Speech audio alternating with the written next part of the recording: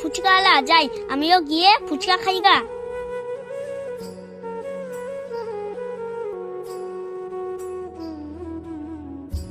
কাকু তুমি ফুচকা খাচ্ছ, আমাকে দাও না। টাকা খাবি ফুচকা? টাকা আনছিস, ফুচকা দিয়ে খাবি, যা টাকা নিয়ে আয়।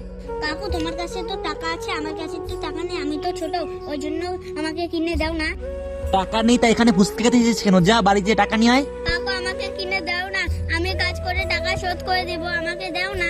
ঠিক আছে খা, আর কিন্তু কাজ করে আমার টাকা শোধ করে দিবি। আর শোন, আর যখনই কেউ ফুচকা খেতে তখনই তুই আসিস কেন, এটা কিন্তু ঠিক না। এরপরে কিন্তু আর আসবি না। আর ওকে বেশি ফুচকা দেবে না, ওকে মাত্র 20 টাকার ফুচকা দেবে, তার বেশি কিন্তু দেবে না। আমি কিন্তু টাকা দিতে পারবো না, বলে দিলাম।